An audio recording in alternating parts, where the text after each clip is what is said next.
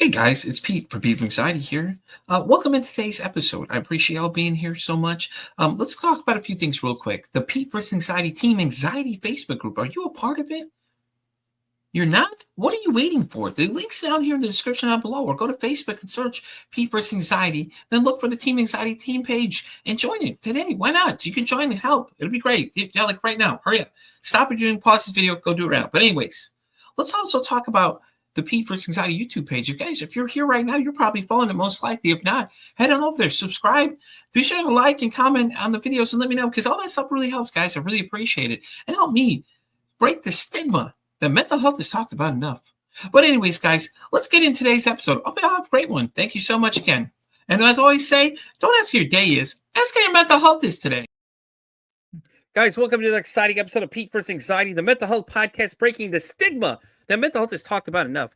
My guest today is a registered clinical counselor and the author of the book, Not Good Enough, Understanding Your Core Beliefs and Anxiety. She also is a clinical supervisor, public speaker, and holds a master's in counseling psychology. She's also the founder of the Trobak Holistic Counselling. Did I say that right?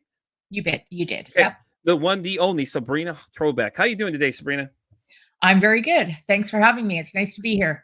Oh, that's awesome. I'm so glad you're here. So with all that said, why don't you give everybody a little rundown about yourself? Sure. So I was a teacher for about 20 years, focusing mainly as a learning assistant teacher, but I taught all three divisions: elementary, junior high, high school.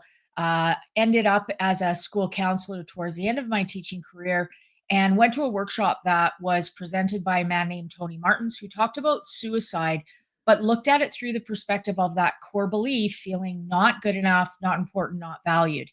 At the end of the 3-day workshop, I just thought, this is what I need to do. So I contacted Tony. We went back and forth for a while. He agreed to teach me his model of therapy. So I quit my teaching job and moved back home to Fort St. John and started my own private practice here. That was back in 2010. Within 6 months of being up and running, I have had a waiting list. And I hate having to turn people down and not be able to be a resource. So that's why I decided to write the book, Not Good Enough, Understanding Your Core Belief and Anxiety. That's awesome, though. I mean, you have a waiting list. That's incredible right there alone. Just like in that few little bit of time that you've been open, you have that many people that want to come talk to you. That's so great, though. Are you trying to staff more people to try and meet the demands at this point, or is it just kind of a solo project right now? Well, when I started in 2010, I did bring on more staff.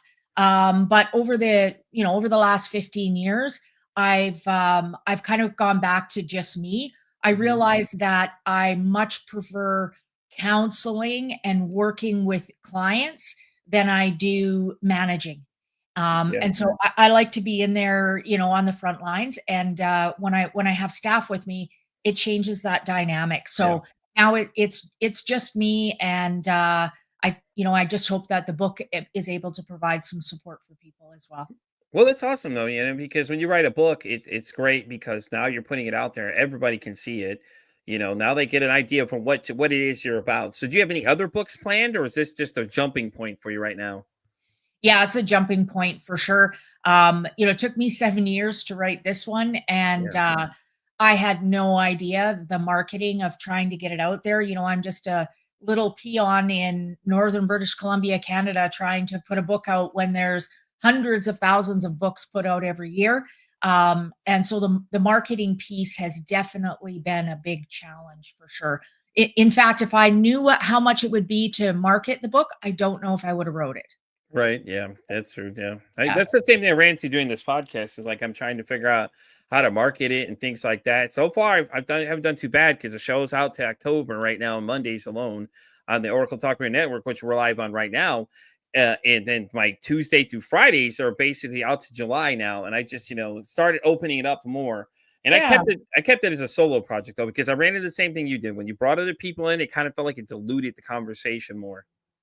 Right, for sure. So, and then that's the hard part. It's like when you involve other people, it's like, you have the set which you want to do, and then they have their own beliefs. And it's like, if you're not on the same page, then it just seems kind of muddled as you go. Yeah, and the other therapists that I had working for me, they did practice the same model that I was practicing, but it's still just more. Now I had to kind of Yeah. manage and check in on their clients, check all their notes, meet with them all the time.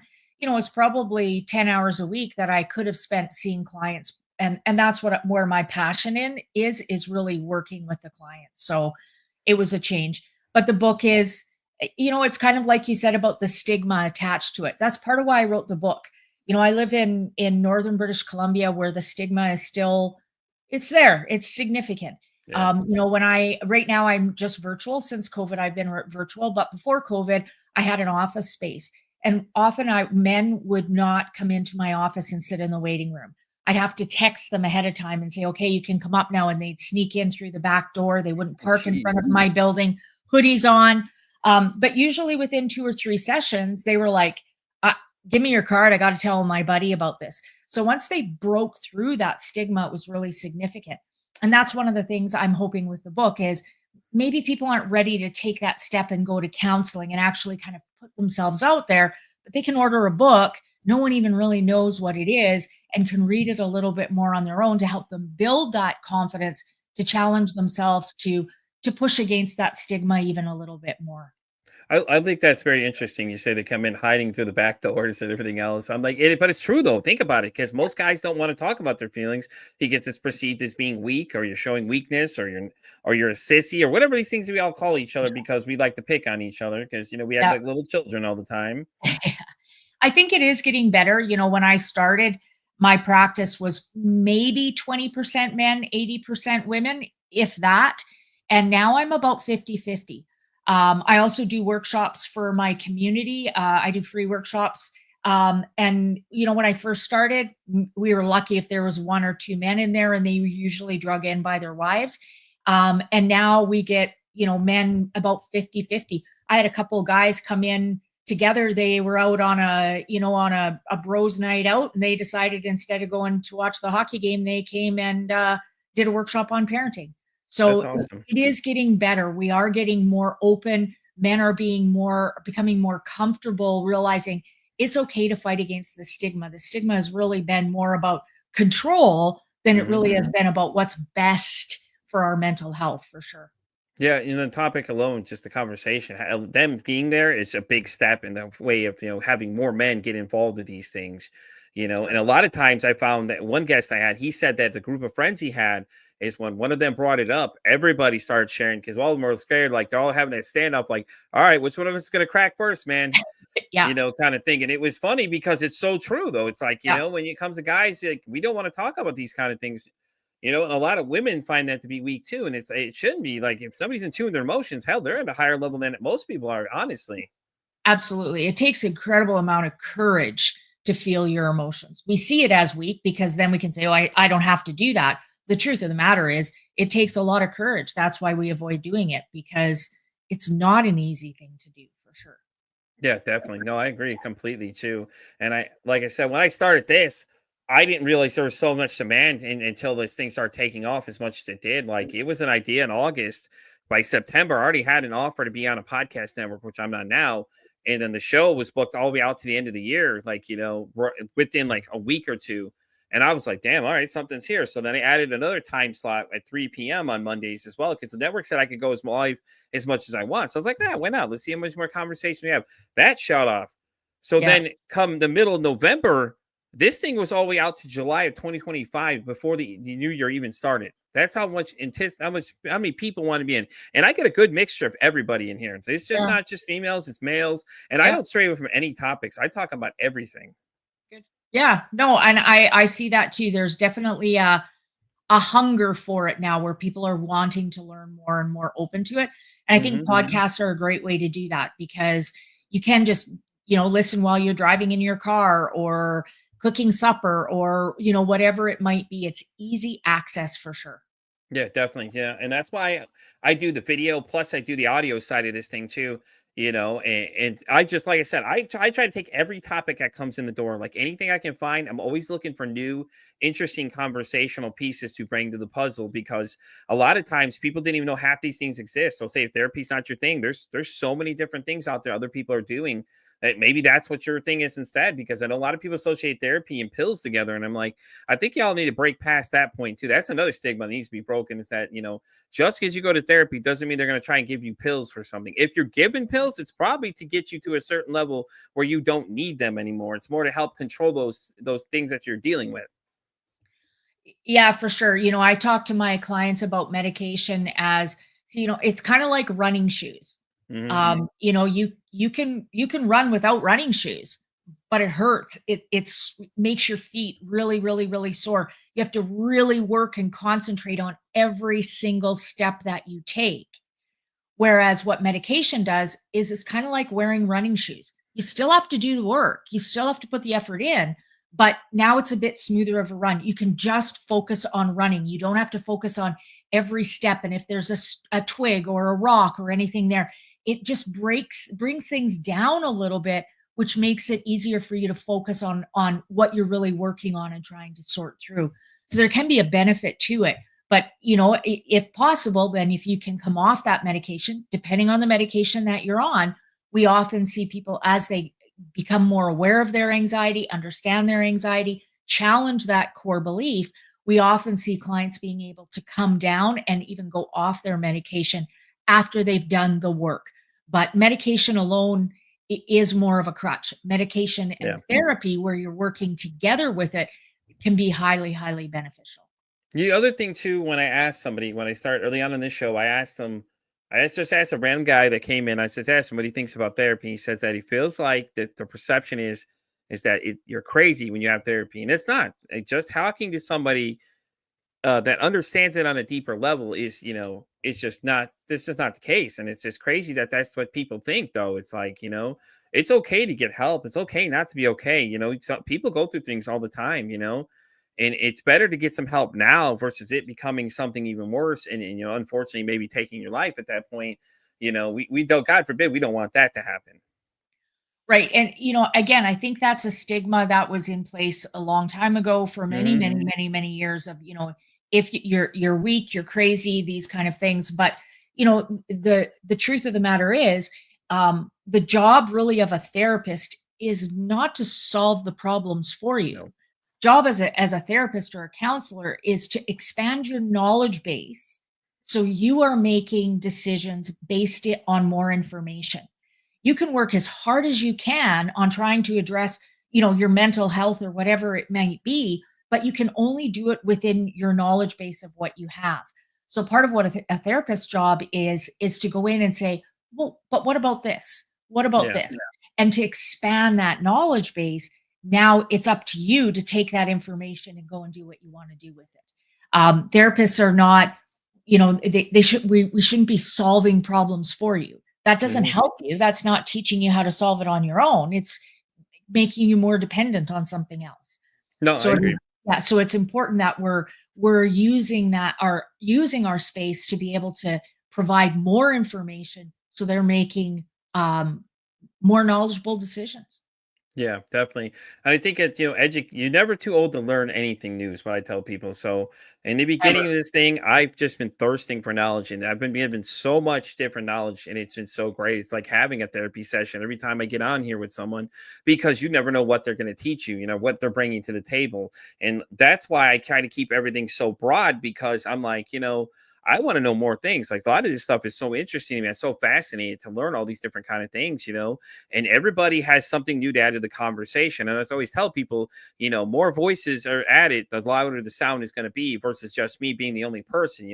I could steer this ship. I just need y'all to help me man this thing, and everybody that comes on here and starts adding little tidbits of things on here. It's so great because it makes the conversation become more relevant, especially in the States. It's like, I don't know. I know it's different for you guys up there versus us, how things work here, but it's just, I don't feel like it's talked enough here. Like, that's the problem. Like, the demand of the show alone is just says that alone. Now, obviously, there's a big conversation that people want to be a part of. It's just nobody wants to start the conversation. We're all looking at each other like, hey, who's going to start this thing? So I was like, well, Right. let's go for it, So here we Yeah. are, Yeah. And I think that's true for a lot of things. It's often that first step that is the scariest. It creates the most anxiety, whether it's learning how to drive, talking about mental health, having a hard conversation with your partner. It's that first step. But once you Yeah. take that first step, then it's like, okay, well, now we can move forward and figure things out. But that first step can be very scary and very overwhelming for sure. Yeah, 100%. I know for me, when it came to therapy, I denied I had a problem for the longest time, and this all rooted from my mom when she abandoned me when I was 10. Little did I know how much of that stuff would basically come from that. Like, a lot of the things I deal with now is because of that real bad rage issues. And I'm talking like real bad issues.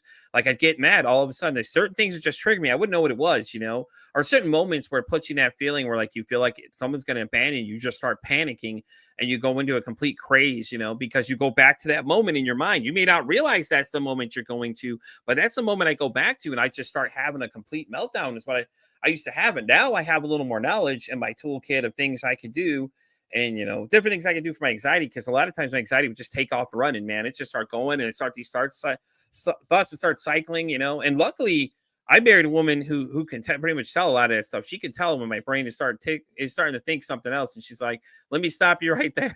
And she'll do like just like that. Let me stop you right there, and then tells you, "Hey, no, that I know what you're starting to think, but it's not like that, or whatever." She pretty much anticipates a lot. And it's great because she's so knowledgeable a lot of this stuff. So it helped a lot when getting to it. But she's actually the reason this show even started, though, because we had a situation where I just went completely berserk for no reason. And I didn't think it to be a problem, but she just said nothing else to me. And I was just like, in my brain, it was just like, whoa, hold on, something's not right here. Why do I keep having these reactions of just weird things? So I decided to go on the path to therapy.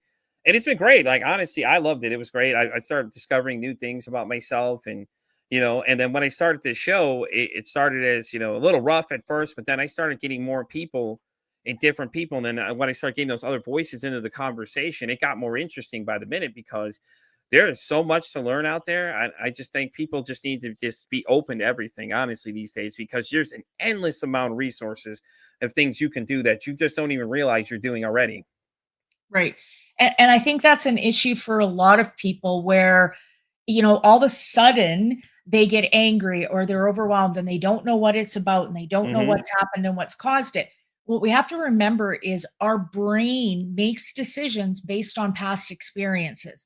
So a lot of people say, it's in the past, it's over with, it's gone, forget about it, don't worry about it. But that's not the way our brain works. Nope. For your listeners today that are logging on, they didn't have to go and figure out, how do I log on to my device and how do I log on to the podcast? They know because they've done it in the past. Yeah. All of our decisions are based on how we've handled experiences in the past. So if you were abandoned, then when something comes up, your brain goes back to that experience and drives it right into the present. And it happens so fast and it's so methodical that it's been there for so long, we don't even really realize it. A lot Yeah. of I people's didn't. anxiety, yeah, a lot of people's anxiety is so high, they don't even realize it because it's just been this slow progression that has taken place over time where we just adapt and adjust, adapt and adjust, and adapt and adjust. And we don't even realize what is really going on for us. We're just Yep. kind of in survival mode. So learning and becoming aware, oh, that's how my brain works. Oh, that's a symptom of anxiety. I didn't know that was a symptom of anxiety. Now I can start to manage and understand things in a very different way. A lot of people feel like anxiety is kind of this cloud that comes over us and we have no control over it. Realizing you create your own anxiety through Hmm. your thoughts, then you can start to manage and you feel more empowered. The more empowered you feel, the less anxiety we have. We talk about the opposite of anxiety is confidence. Yeah. And so the more we build confidence, the more we're challenging that anxiety. Yeah, no, you're right, 100%, and it's exactly just that. For anybody that doesn't have anxiety and isn't sure what it's like, that's 100% what it's like right there. Your thoughts are what fuel it.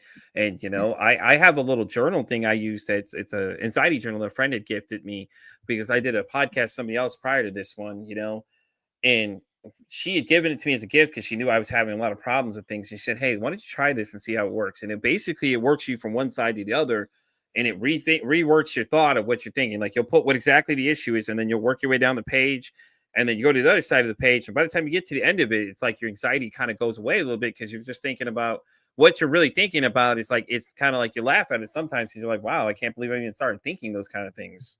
Right. Yeah. And that's true for a lot of people. They have this, anxiety. And then when you actually stop and say, okay, well, so what's a plan? How could you handle it? It's like, oh, well, that was easy. And that's all connected back to that core belief, right? My core belief is not good enough. I'm not going to trust in myself as much that I can handle things. So now anything pops up, I am going to have more anxiety about it. And a lot of people focus on the trigger. Well, I'll just avoid the trigger. If I avoid the trigger, I won't have anxiety. It's not the way it works. The number one way you can increase anxiety is avoid the trigger that's creating the anxiety. And so we have to get better at challenging that and being more aware of it and realizing anxiety is about my belief in my ability to handle the thing, right? Yeah. So if I have anxiety of spiders, right? It's not really about spiders. It's about, I don't believe I can handle a spider. If I Mhm. believe I can handle spiders, I'm not going to have anxiety. So believing in ourselves more that we can handle those things, making a plan. What do I do if I see a spider? Well, I put a glass over it and leave it there until someone can come and take it out. Or I put it on a piece of paper and sweep it out. I close a bedroom door and put a towel underneath the door so I don't have to deal. There's lots of different ways we can, and it's a spider, right? We're not talking about something big. So once we challenge our thoughts around what that anxiety is, we often realize I can handle this. Anxiety isn't about our ability, it's about our belief in ourselves to handle it. So anxiety is almost always worse before an event, right? We're Yep. anxious, oh, and then it actually happens. We go, well, I wasn't so big of a deal. Why was I stressed out about it?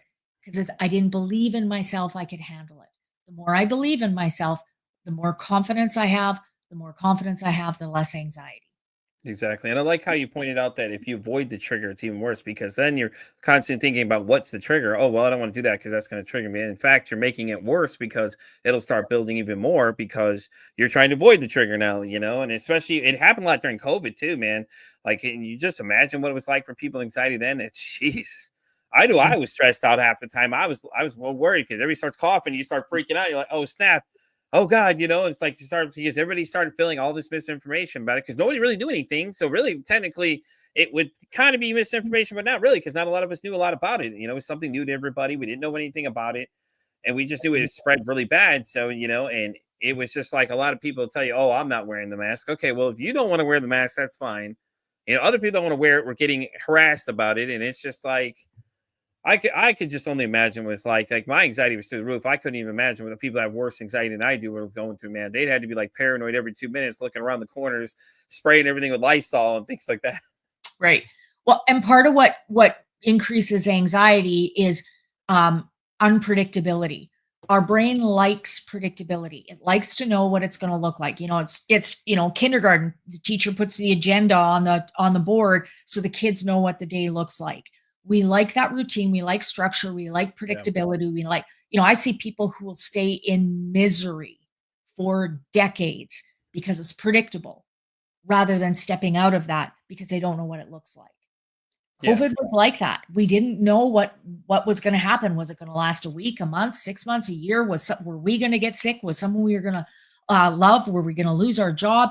It was extremely unpredictable, which is going to increase anxiety because we don't know how to handle it. We had authorities coming out and saying, "Okay, wear masks," and giving us a bit Mhm. of a plan, but we still didn't really know what this was, what it was gonna look like, and so that unpredictability creates more self-doubt, more anxiety. Yeah, it's a lot of people said too is when the pandemic hit, though, that's when a lot of people's mental health started coming out because you're isolated from everybody. And so then you had all these things start amplifying, and people start realizing more and more they started having these problems, because everybody's scared, nobody knows what's going on. All you hear is all these huge numbers coming up of people passing away and dying from this thing, and they don't know what to think. Like, at that point, their thoughts had to be racing faster than my. Well, I don't know, mine were probably racing faster, honestly. But anyways, it's just the simple fact of the not knowing, and like you said, we're used to wanting to know everything ahead of time. So we don't know the uncertainty of what this thing's going to be. And then they were talking about the vaccines, and then the vaccines came out, and everybody was arguing about those whole things. And everybody's like, well, you had a lot of different hate about that one. Oh, well, you shouldn't do it because it'll mutate you, or at least all these crazy ideas they come up with. It's just like, stop, because you're just making a lot of us just completely go worried. Because if we start believing these stories, I'm gonna turn into the Incredible Hulk after I take the shot, and it's not gonna happen. I'm gonna be disappointed, obviously. Right. And I mean, one of the symptoms of anxiety is those kind of paranoid thoughts, Hmm. right? It's just, it feeds that self doubt, feeds that insecurity. The other thing COVID did was it took away a lot of our coping strategies. So, routine, going to work, having a break from our family, that's a good thing. Spending 24/7 with people, we saw domestic violence going up and different things like that. So, socializing, going out and visiting with friends, going to the movie, all these coping strategies that we almost got to the point where we took advantage or took them for granted because we didn't realize how important they are. Now they all got stripped. As soon as you take away a bunch of a person's coping strategies, their stress level is going to go up, their anxiety goes up, their risk of depression goes up. If I have someone who's lost a whole bunch of coping strategies, honestly, I put them on a bit of a suicide watch where I'm now watching them very Yeah. closely to see how they're going to handle all these things. Right. If I have a client who comes in and says, "Okay, I'm going to quit smoking marijuana, I'm going to quit drinking, I'm going to quit smoking cigarettes," I say to them, "No, that's way too much to give up all at once. Your stress level will go through the roof and you won't be successful. Let's pick one. Focus Yeah. on one, get a better understanding of why you're using it in the first place, and then try to find a healthier coping strategy to put in its place rather than just rip that one away."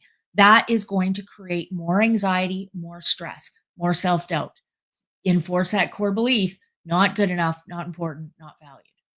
I couldn't imagine. I couldn't imagine what people BPD dealt with during that COVID, man, because they already have enough going on in their head already, and then the fact that for a few people I've talked to with that have had it, one said that she like cycles her emotions and things like that. And it's a very interesting thing when I learned about it originally because a coworker had mentioned she had it. She knew I did this podcast, and then she kind of started slowly talking to me about it a little bit, and I was fascinated to what that is. I'm like, what is that? Ooh, what is that? Something new I've never heard of, And then it turned out that a lot more people I didn't realize had it. Like I've had somebody on the show.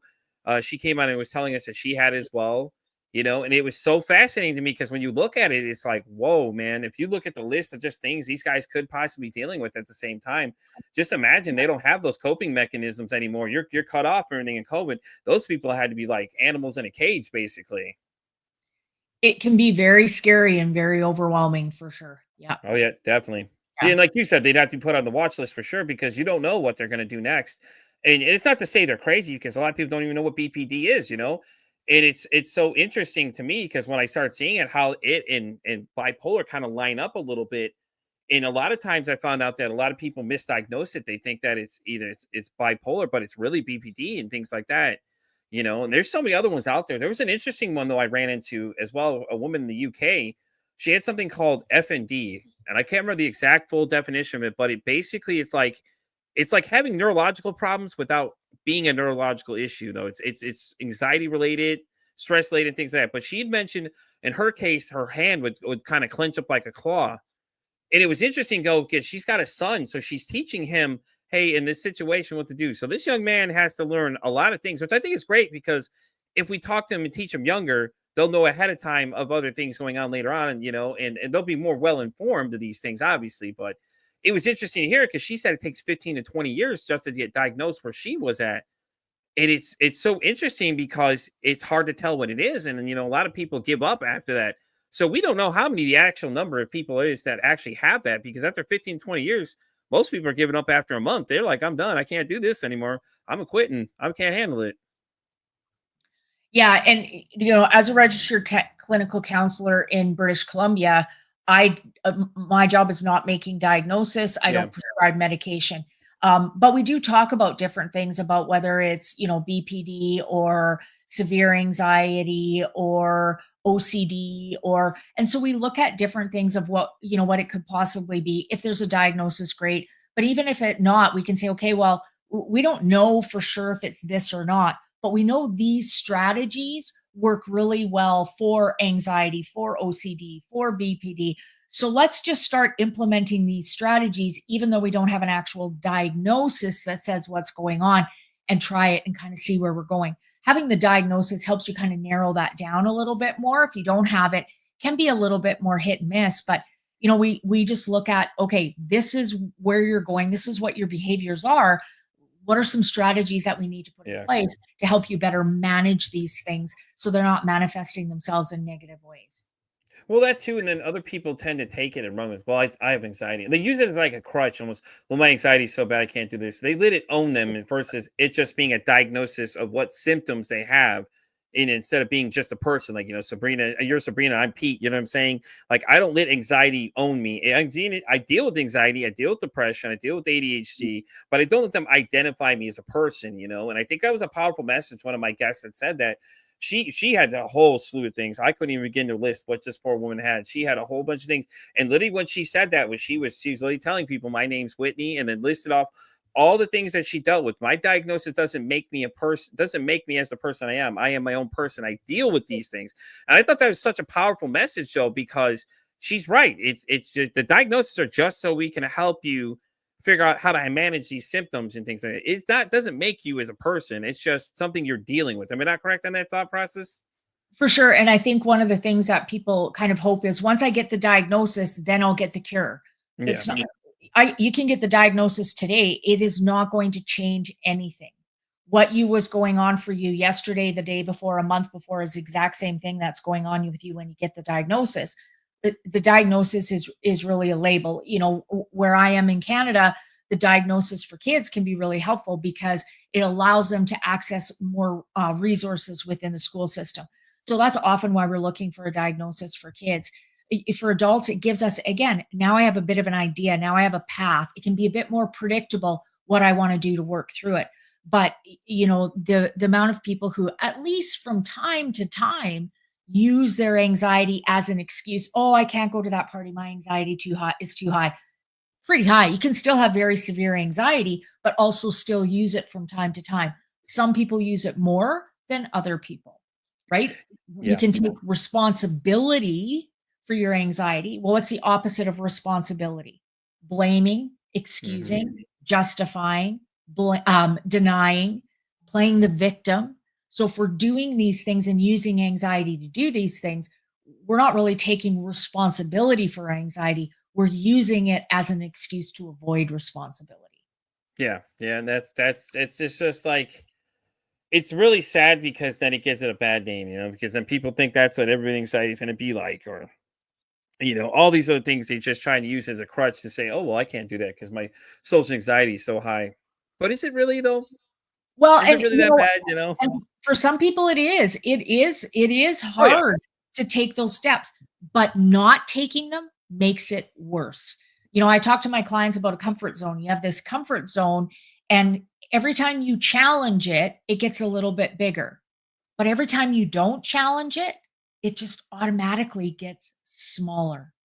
Nothing stays the same. It's either going to get better or worse. So if you are not challenging your anxiety and stepping out of that anxiety as much as you can, over time, it's going to get smaller and smaller and smaller. It's going to suffocate you more and more and more. But often what we do is we then take these big steps to try to challenge the anxiety. Well, the step is way too big. It's too overwhelming. It's too exhausting, creates way too much anxiety. So we end up stepping back in and not doing anything at all. So one of the things that can be extremely helpful is take little tiny baby steps. That's it. Just take little tiny steps a little bit at a time. After you take a step, you don't take the next step. You practice that step. You got to practice, practice, practice, practice. Once that feels comfortable, you feel confident at that step, then you take another baby step and then you practice that one as well. 100 baby steps is going to be way more productive than 10 big steps, because 10 big steps, you're going to end up back where you were, which means you're going to actually even be worse off because you aren't really challenging it. Yeah, no, and when you say baby steps, I always think of that movie, what's it? What About Bob with Bill Murray? Because that's what he kept saying, just take baby Baby, steps. He's got the book baby. in hand, he's walking Yeah, around with yeah, it. That's the yeah, first thing as soon as you said that, I'm thinking that's the first thing I'm thinking of. yeah, I'm like, oh God, what about Bob moment? But it's yeah. so true though, because if you reinforce them little by little, it's so much more powerful than just taking big leaps. I mean, okay, you take a big leap, great, congratulations. What did you gain? Nothing. Okay, I took baby steps, And I've gained so much more knowledge after every step I've taken, and I've achieved more and more and more than you have. And it's all like you compare it to the tortoise and the hare kind of thing. Like, the hare is taking the big leaps, the tortoise is taking it nice and easy. And as you go, you're gaining more confidence and more knowledge of what you're doing, gaining a better handle of these things instead of letting it own you and take over your life and control you like everybody else wants to do, live in fear of things. And it's so interesting though to hear though. And then when it comes to movies too, it's so interesting to see how they perceive a lot of things like Split, the guy with 23 different personalities. I always thought that was an interesting concept because I ran into a guest that I had on the show prior. She had mentioned that she had done an interview with somebody of a girl that said her mom had 22 different personalities. Okay. So she had to literally sit here and interview all 22 of those personalities to get the state to help her because they were telling her she's just fine. And I think that's just insane. Like this poor little girl had to sit there at like 15 and sit there and interview her mom's 15, all the different personalities she had, the 23 different personalities she had. And she had documented handwriting for all of them and everything. Like this girl went like deep, like FBI deep digging in this kind of thing. And it was crazy that she had to go to those lengths just to get help. Yeah, and like what's going through my head is, and I feel really bad for that 15-year-old girl because that's not her job to Right. take care of her mom and get her mom a diagnosis. That girl's going to struggle. She is going to feel she's not good enough. She's going to be very good at sacrificing herself for everyone else. Yeah. It has an impact, right? And so we always have to kind of be aware of that. Yes, it's probably what she needed to do, to get help, but it comes at a cost. Yeah. It's still going to have an impact on her, right? She is going to be drawn to people who need her, who she can take care of. That's not going to be great. That's going to be an imbalanced relationship, right? So, at 15, she's doing that. Well, what was she doing at 12, at 10, at 8, at 6, right? All these things that we have to cope with, we have to deal with. We don't have a choice. It's what we've been handed. They all still come at a cost. And kind of like you saying, being abandoned at 10 and how it still has an impact on you now. Yeah. All these things have an impact. When I'm talking to people, parenting podcasts or parenting workshops, I often get the question, what's the best thing I can do for my child? My answer is always work on yourself. It is the number one thing you can do. The healthier you are, the healthier you're going to be able to parent your child. That's going to allow your child to just be a kid. So many kids, so many adults that I work with now, when they were kids, they didn't really get a chance to be a kid. They were taking care of, mom who had mental health or struggled with addictions, dad who was gone all the time or disappeared or whatever it might be. There was all these things that were in their way of just being a kid, enjoying their life, playing, figuring out what they like, what they don't like, what their passions are, what their strengths are. They were too busy taking care of everyone else, trying to please their mom, their dad, their teacher, their coach, their whoever, rather than taking that time to really figure out who they are. So the healthiest thing we can do for our kids is work on our own mental health. Yeah, because they see everything. Especially early as 4, what I learned with a couple of these guests I've had that work with earlier children around 4, they said that they could see everything. Like we tell people, we always say, oh, they don't know what's going on. Oh, they know what's going on. Sorry, but the facts are true now. They know what's going on. They may not be able to communicate with you, but they can see exactly what's going on. And then they'll think that, those things they're seeing are okay. So, mom and dad get in arguments all the time. Dad hits mom. So then what's that tell that kid later on is that they're going to think that's acceptable to them. And things like that. It's so fascinating that these kids learn it at such an earlier age that, you could teach them now, and I learned something new the other day. Honestly, I didn't even know. We were talking about child predator kind of thing. We got into this topic, but I don't remember how we got to exactly, but this one by the name of Nicole Richardson, she's actually a therapist here in Texas. She had pointed out the fact that she said that at an early age to teach children their anatomy, because if there's something that were to happen, God forbid to that child, that the cops can only talk to them 3 times here in the States. So if they can't identify what it is that happened or explain to them what happened, they can't talk to them after that point. So she said, teaching them what their anatomy and the parts of their body is nothing incorrect like that. That's great, because that way, in the event that, God forbid, something were to happen to one of them or something, that sort would happen, you could have them talk to them and they could explain them, hey, yeah, they touched this or that, and it's, God forbid, you wish it never happens to one of them, but you want to make sure they're always prepared for the best situation, in case the worst case scenario happens, they're prepared, and you're teaching them the things now, and it's so fascinating because my 4-year-old stepdaughter, she's real smart for 4. This little girl knows a lot. Like she knows what's going on, man. She knows how to play the game and knows how notices everything that goes on around her. So we try not to argue. If we have a disagreement, we try not to disagree in front of her, just because she can't really communicate, and she'll tell, we don't want her to see that because we don't think that's how things go. Obviously people have disagreements, and we talk to her about all that kind of stuff, and it's a little different because I raised my kids different, who are much older, versus my wife, how we're raising this little one. So it's a lot different for me. So I'm learning a whole new set of skills as well. So Yeah. that happens as well. So Yeah, for sure. And yelling Mhm. damages the brain. Yep. When you yell, you're sending your kids into that fight, flight, freeze. Fight, flight, freeze dumps cortisol into your brain. Cortisol is a toxin. It's a poison. It changes the way you think. So you have your frontal lobe, which is where your thinking, your logic, reason, all that kind of stuff is happening. And then you have this little tiny piece of the brain called the amygdala. That's where the fight, flight, freeze response is. That amygdala isn't going to win against the big brain. It's just too powerful. So what happens is cortisol gets dumped into your brain and shuts it off. So Yeah. now all that's working is that amygdala. Do I run? Do I hide? Do I fight? That's it. So when we have high levels of cortisol in our brain, our ability to use logic and reason, understand consequences, sequence events, memories, connect to emotions, we can't do that as well. We have research that shows that children who grew up with a lot of volatility and chaos, where there was yelling and fighting in the home over their childhood, so for years, it's connected to attention deficit, to learning disabilities, written output processes. It changes the way you think. It damages the brain. So it is really, really important that parents really work on having conflict. Of course, we're going to have conflict, but we can resolve conflict in a calm, neutral voice where we're talking through and figuring out what's going on. The more yelling, the more fighting, the more chaos that is going on, the more you are damaging and changing your child's brain. They are Yeah. going to struggle. There's no doubt about it. That's interesting though, because I grew up in a home like that. They would yell and scream and argue and things like that. And here I am now. I have ADHD and all those kind of learning disabilities and things. I struggled in school.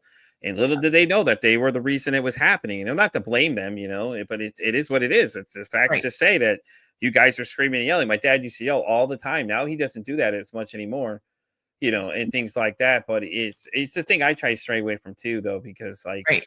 I try to take a deep breath and walk away, before my emotions take over and I start getting into that anger mode and start yelling for some reason, especially in front of her because she's very sensitive to like loud sounds. Like, so I'll get a little louder sometimes because I'm just a loud person sometimes. So I don't mean to scare her when I do it, but me and her, she's starting to learn, where I'm where my anger is, and then where I'm just joking around with her. We like to play around a lot.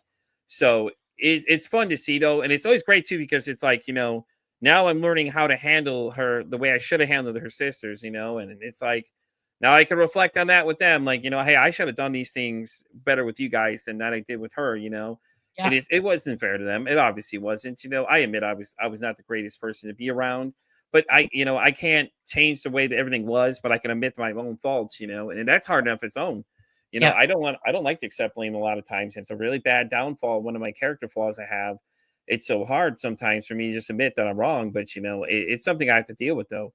And Right. my wife, she's really good at that too, because she'll like, hey, listen, she'll tell you when you're messing up, man. And she has those uncomfortable conversations with me, and it upsets me. I'm not gonna lie. Sometimes I get upset, Yeah. and she Yeah. can tell I'm getting mad. She's like, oh, I bet you're getting mad, huh? And it's like she's not wrong. I mean, she's right. Like it's That's really the often why truth. we get mad, is because we know what they're saying is true. We just don't want to acknowledge it and admit it, right? So we get angry in hopes that then they kind of back off and we can end the conversation. Don't have to talk about it anymore. Right. Yeah, exactly. Right? And Yeah, that's what we say about anger is, it works. If my anxiety is going up, if my emotion is going up and I get angry, people back off and leave me alone. So now my anxiety goes back down. If they stay and engage, now it becomes about, you're always so angry, you're always freaking out. Well, I've had that conversation many, many times. Way easier for me to talk about that than whatever the issue is that was going on. So anger is a really hard cycle to break because it works, right? And then even if I'm not angry, now people know I have the potential to get angry, so they tippy toe around me as much. So my anxiety doesn't get triggered as much because they aren't challenging me as much, because they don't, there's that fear that that anxiety, that anger may come out. But what we say about anger is it is not a standalone emotion.